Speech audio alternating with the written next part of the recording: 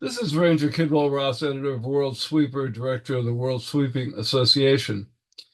We will be hosting a sweeping test starting next summer. We'll be testing street sweepers through the auspices of Sea Grant and the National Oceanic and Atmospheric Administration, NOAA, administered through Sea Grant USC. Although we are keying in on microplastics as well as trash removal, the study is badly needed by the street sweeping industry. The last study, really the only valid one that has been done across the board, was by the South Coast Air Quality Management District over a decade ago. It had a pass-fail system, and they lowered the curve so much that every sweeper ever tested passed that test. We will not have a pass-fail system. We will have a system where the results are shown, and it will show what sizes of material each sweeper was able to pick up.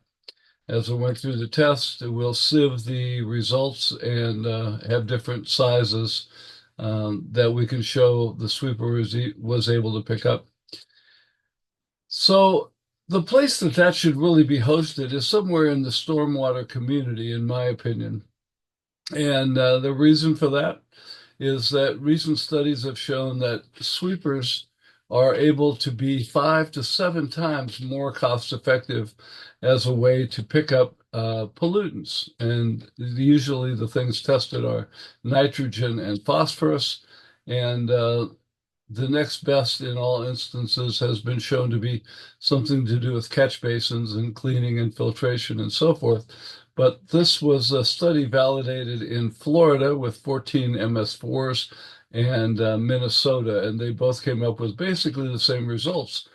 And a recent LA City study showed that a broom sweeper was able to pick up only about 35% of the small micron material they were targeting, whereas the air sweeper, regenerative air, was able to handle about 75% of that material. So the studies in Minnesota and Florida didn't differentiate, unfortunately, between air and broom sweepers.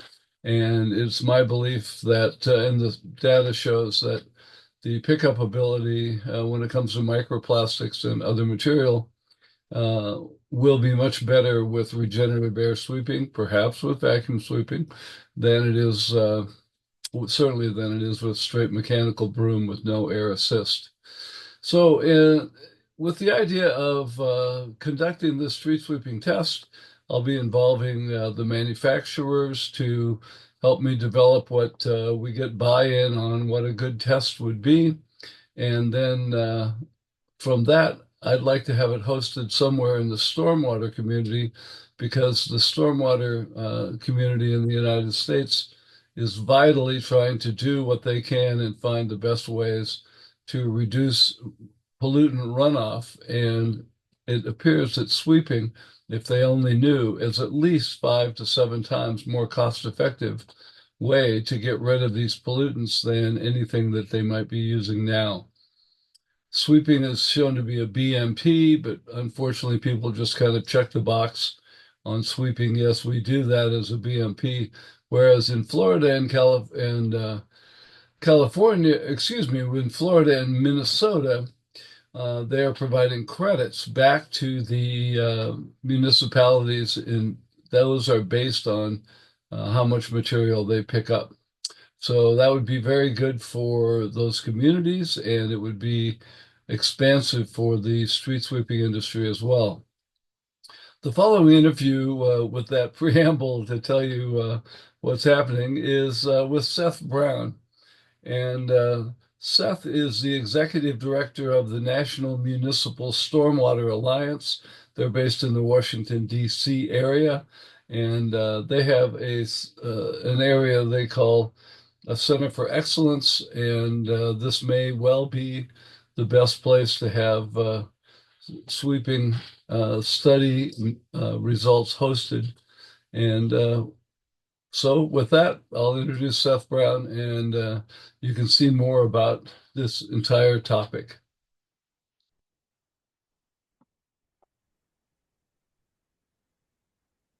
So, Seth, thanks so much for joining us. It's great to have a member of the stormwater community leadership here, recognizing what sweeping might be able to do for your type of audience as well. So, I look forward to having everybody in the sweeping industry learn about the National Municipal Stormwater Alliance that you head up. So, take it Yep. away. Thank you for having me, Ranger. No, I appreciate it. Yeah. So I agree with you that I think uh, there's a need for some kind of connection or better connection, a stronger connection between sweepers and stormwater sector, because I believe there's a lot of benefit that is not fully realized, both policy wise, regulatorily, technically, all those kind of issues, all those aspects. So that's what I'd love to talk about. And so as you mentioned, I'm in the stormwater sector. So I'll give a little background on myself. I am an engineer. I'm a stormwater engineer. I'm a professional engineer. So I'm a technical person. I've been in the field. I've been doing this for 25 years. I still do consulting work, but I also lead this small but growing, hopefully growing and growing more in the future. Nonprofit, as you mentioned, called the National Municipal Stormwater Alliance, and NMSA that's how we refer to it, either NMSA, NMSA. I don't really care what you call it, as long as some people are talking about. Just make sure you But we make sure, yeah, just call it something though, and just keep talking about it, right? Sorry to cut you off, but anyway, so we've been around since 2018. We're a 501c3. Well, actually, we've been around since 2016. But we got our IRS approval as a 501c3 in 2018. So officially, we've been around for about 6 years. And we started out with 5 state organizations. So since we're an alliance because we're an alliance of state stormwater organizations. So, for example, California Stormwater Quality Association or the Washington Stormwater Center in your neck of the woods, as an example, or across the country. So we started with five states that were kind of the founding states, and then since then we've grown to 26 state organizations, encompassing over 4,400 communities within those organizations. So I think we've grown pretty quickly over the last 6 years, and we set this organization up because there was, the history goes back all the way back to 2009, to be honest with you. And somebody you know well, Randy Neprash, who's truly a stormwater champion out of the state of Minnesota. He was working to try to gather the cats, to herd the cats, as they say, right, together back when there was national stormwater rulemaking at that point in time, because nothing galvanizes a sector than a national regulation. And when that happened, of course, the states and got together, state stormwater organizations kind of were very interested in what the federal government was going to do, and the federal government had a tough time engaging consistently with the stormwater sector because there's 7,500 plus regulated communities across the country for stormwater that and most are small mid-sized communities that aren't part of the national conversation on infrastructure. Unfortunately, we're trying to change that. But the point is that there was a need to bring these groups together, and eventually that national stormwater rulemaking was deferred and didn't move forward. But we have continued on because there was this galvanizing moment. We've tried to capitalize on that and grow from there. So we've got again, like I said, 26 states, 4,400 communities, and we've got a multiple. Our mission covers multiple areas. We want to help be proactive instead of reactive, as an example. So things aren't forced upon us, but we can be at the table when policies are developed at national level that will have state and local implications. Also, we want to focus on raising, first of all, the profile of stormwater as an issue, as an infrastructure sector, and as a quick milestone on that, we worked. It's not just us, but me and other groups worked to get ASCE, the American Society of Civil Engineers, infrastructure report card to include stormwater. And that happened for the first time in 2021. It's going to happen again in 2025. So that's just one example of the maturation that we're seeing in the stormwater sector, and we're trying to be a catalyst for that to be sped up and increased and whatnot. So that's what we're focused on. At the end of the day, we are focused on clean water, right? And that's what we're about, because that's the mission of the Municipal Separate Storm Sewer System, or MS4 program. That's the program that focuses on urban runoff and cleaning and treating and managing that urban runoff. And we're the only national organization. I'm in the Washington D.C. area, so we're the only national organization that solely focuses on the MS4 sector. There's a lot of groups that talk about flooding and talk about sewer overflows, combined sewer overflows, things like that. And those are great organizations, APWA and WEF and ASCE and others, ASFPM. But we're the only ones who focus, on these local stormwater programs, and so we're trying to stay in our lane. But there's a lot of work there, and again, thinking about water quality and street sweeping, obviously there's a nexus there that needs to be explored and focused on among other technologies. So, but that's where we're coming from, and we are expanding our membership into having specific communities themselves join us, and we've got a number. Actually, one in your neck of the woods, Thurston County, which is, I guess, Olympia. I think it's the Olympia area, right? Yes. So we've got some communities joining us directly, and we hope to expand on that. And we also have companies and others, other nonprofits that are a member of our organization as well. One of the things, we don't have committees, as a lot of nonprofit, technical nonprofits have. We have what are called centers of excellence, and that's something I think we want to talk about. So one of those centers of excellence that we have are the stormwater testing and evaluation for products and practices, or STEP with 2 P's. We had to do that for a couple of reasons. First, there's a STEP program in Canada that's also focused on something similar, so we need to differentiate ourselves from that. Also, I've always heard that if you misspell an acronym, it's more memorable for people. Kind of like, like Def Leppard. Like it's misspelled, so people will remember it. I don't know if Def Leppard is the marketing genius I want to follow, but they're pretty well known. But anyway, STEP is that program. It was started a long time ago. When I used to work with the Water Environment Federation. Started there, and it's moved over to our organization since that time. And it resides in our Center of Excellence for Stormwater Testing and Evaluation. And the Center of Excellence concept is that it's a place where we have focused efforts. So this Center of Excellence focuses on stormwater testing. We've got, I think, 13 or 14 companies, 2 or 3, maybe more. I think more, 3 or 4 small, communities and utilities. They all throw money into like this pooled funding effort for a common purpose. So that's really what it's about. And Center of Excellence can cover asset management, or can cover data, or street sweeping potentially, if we want to talk about that too. But I just wanted to mention that's how we function, and that's what we've been working on right now. Is the stormwater testing program is really an area of high activity for us, and through that, to leading the STEP program, and we're almost. I mean, this has been around for a long time, like I said, but we've launched this year. This is a program that it's focused on providing trusted and verified information on performance, right, of stormwater infrastructure. I do think that's one of the things that we hear a lot in the stormwater sector is, we don't have a whole lot of confidence and knowledge of the performance of what we're putting in the ground. And, stormwater is different than wastewater, because wastewater is very highly engineered, highly predictable, and it's behind a fence, and it's in it's in pipes and whatever. Stormwater is all over by definition, all over the landscape, right? Yep.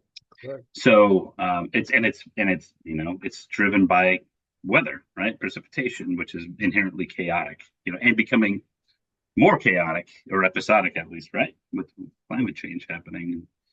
So it's harder to have consistent performance, but that's no excuse to not have some knowledge on how we're putting billions of dollars in the ground every year across the country, and we've got information on the specifics on that. So it is a big number. They're putting a bunch of money in the ground, public dollars, and we're assuming these stormwater ponds and bioretention facilities, or manufactured treatment devices and other types of technologies like street sweepers, we're utilizing these, and I think we have a lack of confidence and understanding. How do they really perform? think there's just a lack of data. We're a less mature sector. So this is where I think we could have some nexus with the street sweeping industry, because I know that there's a lot going on the research side, and I think that there's a lot of need for. I mean, street sweeping is great because it addresses gross trash, it focuses on urban grit, microplastics. You know all that better than I do. But all I know is that street sweeping is a significant part of many stormwater programs, many, and I think it should be part of all programs because it's so effective at so many things. And you could probably take it from here on that. Well, So I don't know if I'll you're. take a little bit. That's a great introduction to let people know what's happening in the stormwater community, because we don't any more than the stormwater community basically knows much Right. about the sweeping element of it. Our recent studies that have in sweeping from disparate places like Florida and Minnesota have shown that if you need to pick up a pollutant like nitrogen or phosphorus, that sweeping has been shown to be 5 to 7 times more cost effective than the Right. next best method, which is involves catch basins. So we feel that a solid, organized testing process of street sweepers is something we need. And I think that it makes sense when we do that to, because we already have the sweeping community. So let's, if we can, discuss, I guess, foundationally putting that in the nexus of stormwater community. I think that makes it make more sense. If we can do the testing, involve your expertise or somebody that you might uh, put to us about so they can be part of the process of developing the street sweeper test Yep. process and be comfortable with it from the stormwater perspective, then I think we develop the test, we run the test. I'm fortunate to be on a microplastics removal study where we're trying to figure out the best ways to abate microplastics from the urban pavement scene, and we're focusing in the city of Santa Barbara, which is very interested in that, through a Sea Grant slash NOAA effort run by Sea Grant USC. Yep. And although we're focusing on or including for one of the first times ever microplastics, Yep. we'll also be talking about the trash initiative that's in California for the larger Yep. material. We need the test to include that. We need to find out what different sizes of particles sweepers can pick up, verify that, show it through testing, and provide a testing process that lets the manufacturers retest as they change their equipment and so forth. So um, I'm hoping that at this point anyway, that the center, one of your centers for excellence, we can organize one of those that is, street sweeping as it affects stormwater runoff pollution abatement, and uh, Hmm. and then have an organization organizationally be involved with your organization and have the sweeper manufacturers come in. We'll develop a test that makes sense and then provide that data to the stormwater community. Right now, the only test that's been done that's widely known at all is the Air Quality Management District in South Coast in Southern California. They focused on air rather than material. They had what they called a PM10 test, but the test Yep. only had 10% of PM10s in it, which was paint pigment. And to get multiple makes and models, AQMD had to lower their testing threshold for pass fail to 70% pickup. Well, what that meant was two things. One is that a sweeper could have passed the test and not picked up any PM10s because that was only 10% of the total material. So they could not pick up 10% and not pick up 19% more and pass. The other side of it was the manufacturers, even the mechanical broom sweepers, which are not as good, and all testing has shown they're far less capable of picking up the pollutants and getting them off the roadway. In fact, in some cases, take small particles and make them even smaller and put them back on the road. Um, we want to be able to really showcase that difference to the to the stormwater community. So that's where we're headed with this. And if you can facilitate this in a way, we can have a working relationship where this data can get out to the stormwater community, whatever it turns out. And we are not going to have it be pass fail. We'll have the results of each of the sweepers, and we'll sieve the results, and we'll let stormwater community know what size particles each sweeper can handle, and what are they good at, what can't they handle. And then the stormwater community, if indeed they buy into this sweeping being 5 to 7 times more cost effective for picking up things like nitrogen and phosphorus, then we would anticipate that they would use our testing data to decide what sweepers, how many sweepers, how often to sweep, and so forth. And as part of that, we'll help them understand what we call enhanced street sweeping is, where keynoted by removing vehicles when you sweep and easier ways to do that and so forth. So that's our side of it. Let's go back to you. Well, yeah. I was thinking about what you said triggered a couple things for me that I'd like to jump onto a little bit more. The first is that I didn't clarify some aspects of STEP, and I want to bring that up because I know that we're talking about centers of excellence, but these are tied together in some way. So I just want to clarify some of that. So the STEP program is a program that we help to develop ASTM standards. So and these are standards that define how you do performance testing. So we developed and we're using ASTM because it's such a highly respected organization. It's widely used. It's international, because the STEP program, we're starting and focusing on the domestic U.S. Context, but there's interest from Canada, there's interest from Australia, New Zealand, and maybe even broader than that. So using an organization that has international reach is preferable. So that's another reason that we're using ASTM. So we helped to establish the first stormwater focused ASTM committee called Committee E64, and it's Committee on Stormwater Control Measures.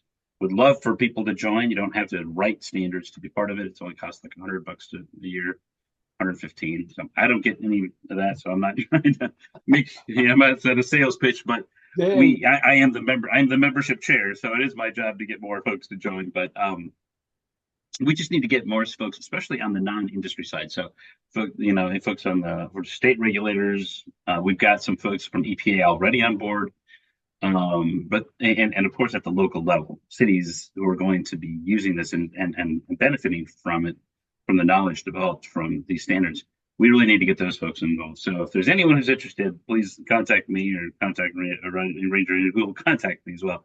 Anyway, we helped to develop that committee so that we could develop these testing standards, so we could evaluate in a apples to apples type of consistent approach specific types of technologies. So we're starting with trash capture devices, which are, we see this everywhere, and it's obviously there's a lot of interest in California.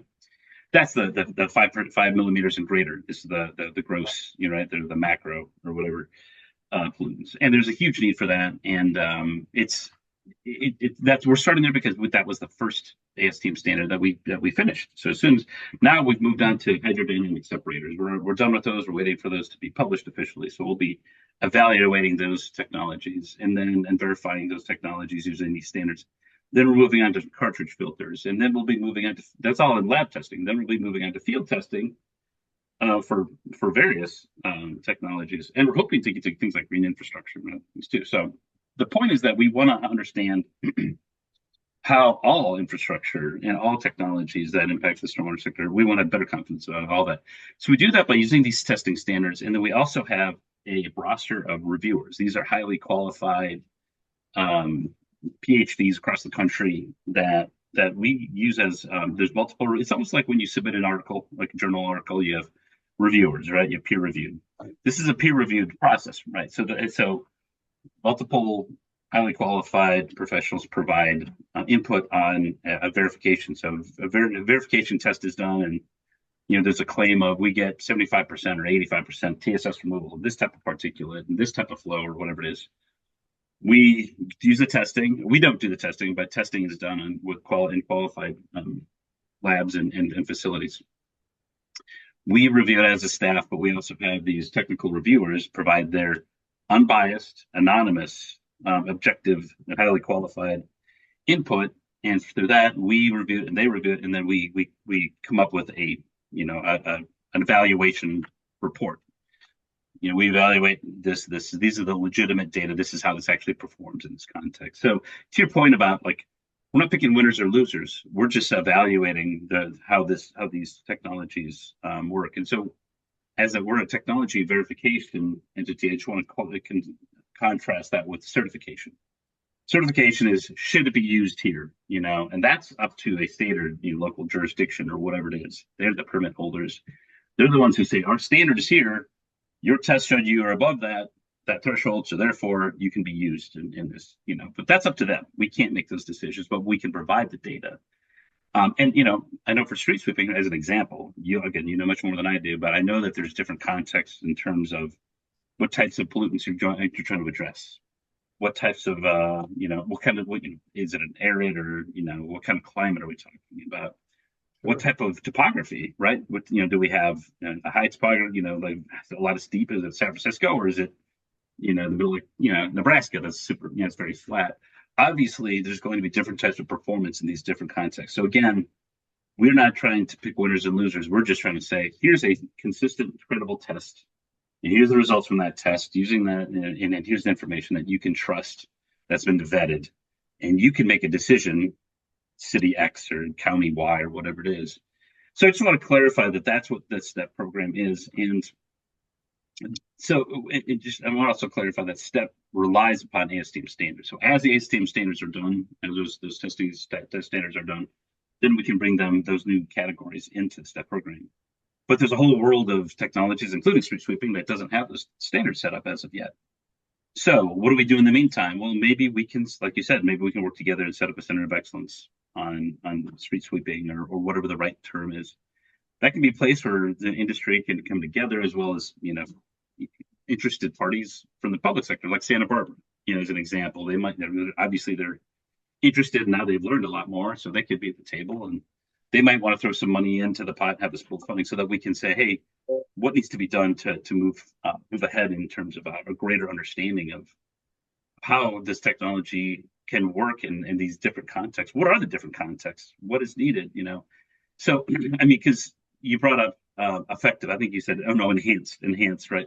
Enhanced street sweeping. Well, that's part of this. Is not just what is the technology, but how is it used? What's an effective, more effective, or enhanced program? How does that benefit? Because what we want to do is we want to be able to also connect with the regulators and make sure that they understand this data that comes out of these tests, whether they're through STEP or through something that's like kind of a pre-STEP type of testing, maybe.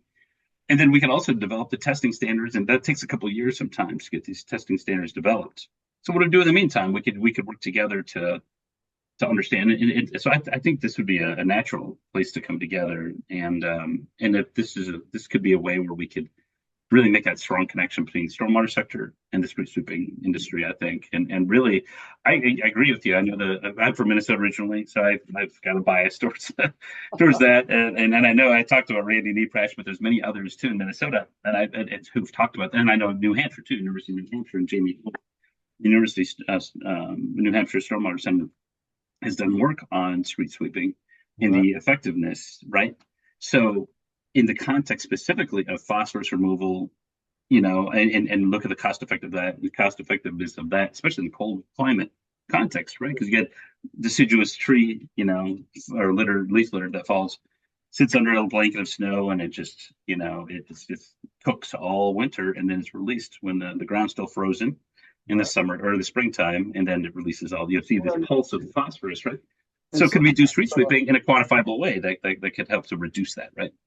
So sometimes, one of the things that is happening now is that there's not that widespread recognition of the difference in pollution pickup capabilities between mechanical broom sweepers, which just broom things up just like you would in a smaller scale at your house with a broom and a dustpan, and puts it up a conveyor belt and into a hopper.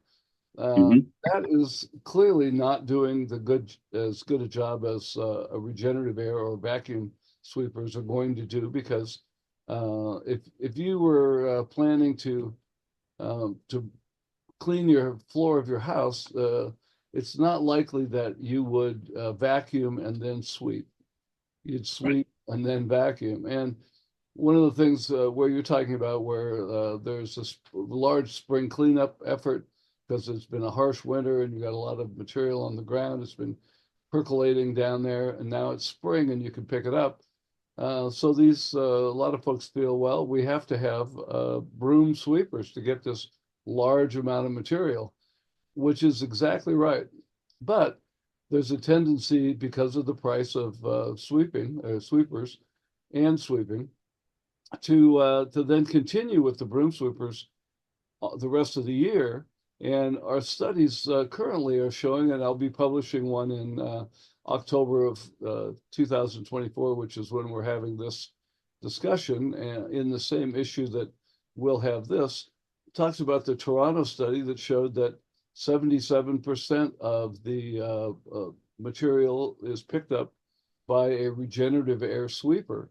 And a recent study in Los Angeles, they showed that 35% of the small micron material was picked up by a broom sweeper. So we need to make that obvious, where there is a difference between the types of sweeping equipment that you can use and what those are. And then once they have that baseline data based on our testing, the stormwater community and municipal MS4 community can look at that and say, okay, here, based on that data, is what we should consider trying. And then they can do some testing and studies themselves. And when it comes to enhanced street sweeping, it's clear that you need to move your vehicles. If there's one car on the block and the sweeper is sweeping and you're interested in getting all the material off that street, well, keep in mind that sweeper has to move out around that car and then back in after it. So you've lost actually three car lengths or vehicle lengths for that one vehicle that's there. Now, if you have three or four vehicles on the block, basically it's not even going to be swept. So there's that. But now, fortunately, there's technological ways that we can implement to make it a lot easier for people to move their cars. We can give them alerts on their phones. That's a big one. We can lower the cost to these communities by no longer having to have their parking enforcement people follow the sweeper, but we can put a camera on the front of the sweeper and have that take pictures of the license plates, transmit that off to get tickets. That is hugely helpful as well. And then, just like in your community, when they talk about catch basin cleaning and these different devices that can go in catch basins, it's important how those are kept up and how often Yeah. they're cleaned and so forth. And the same thing is true with a sweeper. You need to have uh, real solid rules about how you keep your sweeper kept up to like new standards. It can be done, but there's always, to save money, there's a tendency to, let those brushes wear down further than they should, and the flaps on the sweeper, and don't upkeep the fan system and that kind of stuff. And it's becomes easier for the people that are running those sweepers and buying those sweepers to do the sort of expensive upkeep on them when they realize that it's much more cost effective than letting the sweeper degrade, let its capabilities degrade. And now you're going to have to pick that material up in your catch basin. And it's 5 to 7 times more expensive to do that. So there are a lot of things we can explore with this. It sounds to me like your organization, the National Municipal Stormwater Alliance, would be a really a fitting place to house this. I have a lot of interest in how we can work together, and we'll be pursuing that on behalf of the power sweeping community as a result of our collaboration here on this Zoomcast Hmm. as we go forward. Yeah, that sounds great. I mean, I do think that, I mean, it's good for, I mean, what I've learned from the nonprofit sector is that you can't cover everything, we're talking to stormwater, but I don't know the details of street sweeping and how that ties in with. I know about these things, but I don't know it the way that. So we need to partner up and collaborate, and you leverage your strengths, and then connect with the or and our strengths and our sector. And this is an example of how this works. And one of the things that we would like to be as an organization is we want to be that place where research can become transferred. That information about research can be transferred, disseminated down to the local level, not just in terms of sharing that information, but also taking action with this information. Right. So again, there's great. You've got research, and others have research. I know that's going into California, other places about the effectiveness of street sweeping and power sweeping for water quality purposes. But none of that really matters to a community unless they can get regulatory credit. Of course, they're going to want to do some good things too, But I think that to meet their MS4 permit, which is what we're about, we're helping them meet their stormwater permit. They need to get regulatory credit for that. Well, states and state regulatory programs and federal to a certain degree, but mostly state programs, because most stormwater programs are regulated at the state level in our regulatory framework in this country. They need to have some understanding of, if you do this, we will give you credit for that. And so there's got to be a level of trust that they have that what's being done is effective. They can credit it by, and oftentimes research is one thing, but if we're trying to put together this framework through STEP and just through the Center of Excellence and maybe using Center of Excellence to get the street sweeping industry to the level of maturity that we can bring them into STEP, get that information and make the connections with the regulators so the regulators can say, yeah, we've heard about this research, but now we see that it's applicable and we trust in our state or our community or whatever it is that really is effective. So we will give you credit at this level. You've given us the information that we understand and we need in order to say, yes, what you're doing, we agree with it. We agree that it's this effective. We have a lot of trust in credibility in this information. So we will give you this type of removal. And beyond that, we talked about enhanced again. So let's say, I think what I see a lot in the stormwater sector is for street sweeping is, hey, do you have a street sweeping program? Check a box. Yes, we do.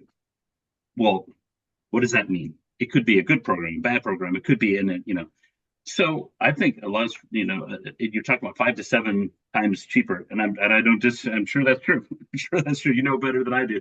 But we need to make sure, shed light on that, expand on it. What does that mean? In what context? Right. And does that mean that you have to do this type of sweeping regimen, seasonal differences, different types of technologies? You're like, what do you have to do to get to that level of effectiveness? And now I would assume running a street sweeper through annually is not going to do it down the street. You probably have to do this in a certain type of context. Even collecting that information, producing it and making it available to communities so they can say, oh, I understand that. And maybe regulators can say, look, if you follow this, you'll get this type of credit. If you don't do that much, then maybe you'll get less credit. Right. So that way we can say that all street sweeping programs are not the same, right? I would assume that's the case. Well, so we need to shed light on that, And in Florida, I fault both. Understand that both Florida and Minnesota are now doing credits. I know for sure Florida, Minnesota said they were developing credits also based on street. I think New Hampshire might be too. I'm not sure, but anyway. Yeah, and I need to find that out too.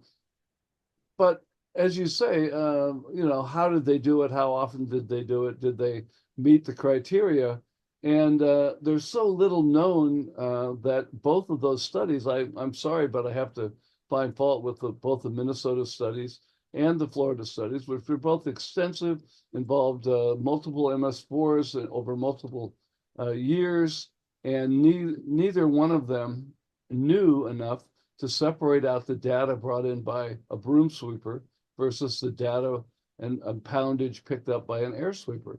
So it's all in the middle someplace. So they're saying, well, it's 5 to 7 times. We did find that sweeping on the whole was 5 to 7 times more cost-effective way for us than our next best method, which in both cases was catch basin cleaning apparatus. And so when you get your credits, that's great because you're much more likely to do more sweeping because the poundage that you take to the landfill is what your credit is based on. However, that means that if the correct sweeper was used for most of the sweeping situations in a city, which is air sweeping, regenerative air typically, then for all we know, that might be 9 to 12 times more cost effective.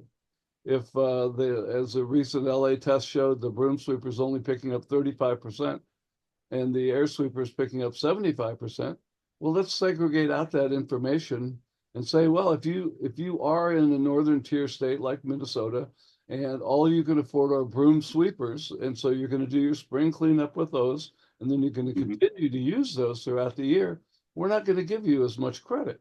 Right. It just makes sense. You're not doing as good a job. And our idea here is to get to the most effective manner possible. Are you moving your vehicles? That's certainly a box that should be checked. These MS4s with their sweeping program, they have to move their vehicles. And if they aren't, why don't you figure out what you're missing? If you're interested in removing stormwater pollutants, and that's your goal, and you know that sweepers pick up X amount, well then, why don't you do some testing of your current street dirt to start with and know what's in it and what you want to get rid of? Now, with your current sweeping and a vehicle removal program that, let's say, is optional and is not happening, have your operator of your sweeper give him a clicker where he can click on how many spots he's on his route. And so they've missed this much, so therefore they've missed that much loading, right? Well, that they picked up. They could have picked up. Yeah, we'll give you credit, but only based on the job that you do. And one thing that we're keying in on here is doing a sweeper testing process, which I think NMSA is a perfect home for that. But as we go on, then there are these other nuances that you need to sift down to what's your frequency, how much material are you picking up, how much are you leaving, do you have what criteria do you insist on? Yeah, I mean, I'd assume just like anything else, there's a point of diminishing return, right? So where's that knee of the curve, right? And so like at some point, obviously, you're going to stop seeing that benefit occur, but it's where is that? And that probably varies by climate, it varies by technology, it varies by all sorts of factors. And that's the kind of thing that if we can highlight and bring to light, these are the things that matter. This is where you can form your own program. I'd love for us to be able to get that information out to the world. And I really feel like there's other benefits here. Like the more you can do street sweeping, the less you get clogging of your green infrastructure and your other facilities downstream, right? So it's a pre-treatment, right? And also, I just was hearing about 6-ppdq, which is the part of it's a chemical within tires that helps with longevity and whatnot. And it's that chemical is very toxic. Longevity for tires, not so good for salmon. Yeah, so salmon are reduces their longevity. Well said. That's it. But we don't know if it could be, it could be a broader impact too. And I know that they're looking at ways to alternatives to use other than 6-ppdq. But even if that happens today, it's going to be a decade or decades or who knows how long before that gets actually propagated into manufacturing and whatnot. But street sweeping is one of the ways that have been identified to address, because these are microplastics basically, or a form of a microplastic. And this is, I mean, there are estimates that it's the most significant form of microplastic in the world. Like a third of all microplastics out in our environment are estimated to be tire tread wear. Well, that's on the roadway, and the street sweeping could be a significant way to address that from kind of a best housekeeping, best practice, source control type of approach. So, I mean, these are like, and beyond that, there's, you can actually get funding from the federal government to the Clean Water State Revolving Fund program for street sweepers because it addresses pollutants. Right. How many communities know that? Not many, I don't think. So if we can get this out to this kind of information out to the world about all these other benefits, then and it's not like street sweeping and not, that doesn't mean that you don't have to do other types of BMPs. We encourage, right? So it's not this or that. It's here's a holistic program that addresses street sweeping, can make other things last longer, perform better. You still need to worry about trash control. You still have to worry about your BMPs and other types of water quality issues. So it's not one or the other. It's a whole program and a treatment train type of approach that we can use. This is one part of that, and I think it's been a part that has been it's been misunderstood. It's not been totally, we've not seen the effectiveness in a broad way. Maybe we don't have it in a highly credible way that the stormwater sector is like, oh yeah, we get it, we understand that, and regulators say, hey, we trust it. You should use it and get this type of credit. We're seeing it in some states, but we need to see it in more states, I believe. It needs to be more broad-based as you're becoming more broad-based. And my background is economics. I'm a graduate economist. And so we always talked about guns and butter, and you can't afford lots of guns and lots of butter. The fact is it's a trade-off between. So Yep. what needs to happen with your sweeping program is for one to use an effective type of sweeper, keep it upgraded correctly, and then move the vehicles and so forth that are needed. However, as you said, there's going to be a difference between if you sweep every day, then after your first couple days, you're not going to pick up much material. You sweep once a year, it's going to be overwhelming and so forth, and you're going to have let a lot of material just run down the drain. And the fact of the matter is that when you move to the catch basin solution, that some of the pollutants we're trying to get rid of are water soluble. So they're going to run a filter of any kind. They're also might be very small, which means they won't be picked up. And even if they're not water soluble, will the catch basin catch it? Now, what the people involved here need to understand is that sweeping, I'll bring my hands into view. The sweeping costs as you move up, each time that you run a sweeper and more frequently, then you pick up less material. So the cost per pound increases and it's up. And it may be that stormwater started up in here someplace, but when they cross each other, then that's your sweeping route. You need to quit sweeping and move over to put your money into catch basins or grassy swales or whatever has to be done at that. You truly are an economist, because that's the supply and demand curve type of thing, isn't it? Supply and demand curve, that's it. So, to get solid data where, like you say, stormwater people can make these decisions, and even more importantly, I think, is they can provide credits in the right places, whether that's the sweeping or catch basins or whatever it is, but let's do it the right way rather than just saying, oh yes, sweeping is A, B, and P, but so is all these other things. And so are you sweeping and you can check the box? That doesn't work anymore. And we're in a different and changing climate, and certainly need to take those kinds of things into account. And the sweeping industry has not done that yet.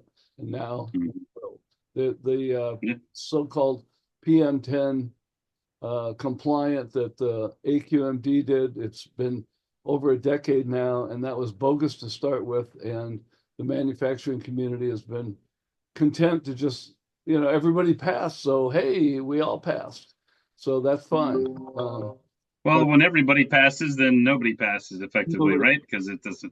It's useless at that point. So it's useless, right, at that point. So that's exactly correct. And it sounds like there's so much research going on. There's so much that we need to learn, that we need to have a place where we can, again, document what's been learned and know that.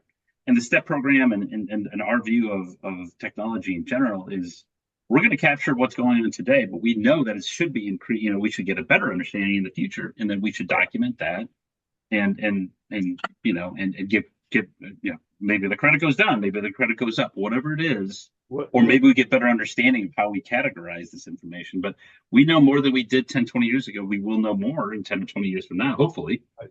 And then, this is how technology evolves and programs evolve. But again, we're spending all this money. We have to justify what we're doing. That why are you doing what you're doing? Well, because it's more cost effective. Can you prove it? Yeah, here it is. Okay. Then, those are the kind of, the information that we need to get out so that city officials can say, Yeah, we'll have a street sweeping program. We do this because it has this benefit, yeah, and we get rate for credit, and it's good for our community, and all of these things. But that information has to get out to the municipalities in this way. And That one of the reasons that it has to get out is that one of the things that drives everybody on every level is covering your butt. When yeah, you make a well, decision, can you justify it? How can you justify, right, exactly, oh, I and want a I job mean, and I want to promote? cynically, cynically covering your behind, of course, but also I think there are those who just like that's how they're, and I don't blame anybody for that because you gotta keep your job. You gotta have your job and keep your job, and you have to justify that you're making good decisions and whatnot. But there's also those who want to do the right thing, and I think More and those more. two don't have to be mutually exclusive, right? We don't have to be mutually exclusive things, right? So I Yeah. think we're kind of there for our discussion. Is there anything you think we've left out that should be added in? And I'll certainly be doing the research needed for the manufacturing community and seeing how we might migrate a coalition of manufacturers and perhaps major suppliers of brooms and that sort of thing over.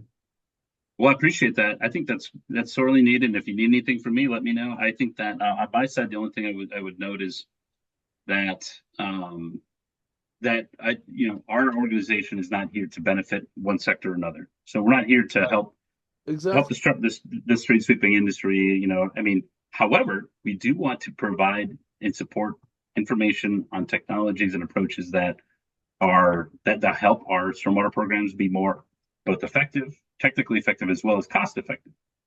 And that's what we would expect of all of our public investments, and we're trying to support that any information that can help to the average stormwater program manager to say, oh, that's why I want to do this, and here's why, and here's the information that helps me make that decision, and I feel good about this, and there's an organization that will help as this sector evolves. We'll get more information. So I just want to be clear: we're not here to support the street sweeping industry. We're here to support clean water.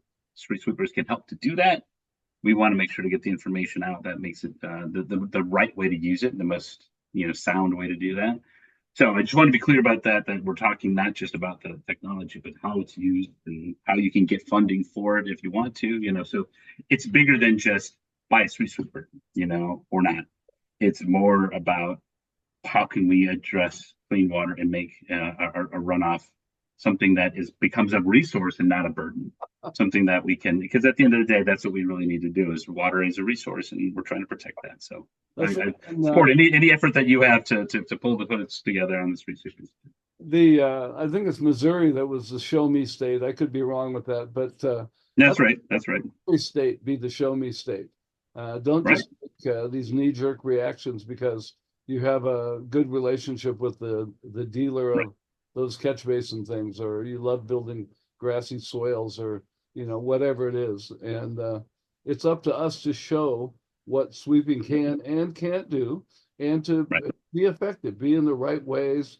And it's up to the our audience listening to this. If you're a part of an MS4 or you're part of a stormwater organization, to do the best you can to make sure you're aware of that research and what can be done and where those guns and butter curves cross, and Right. utilize your different technologies in the right way. And let's face it, that's why you're there. That's what you want to do anyway.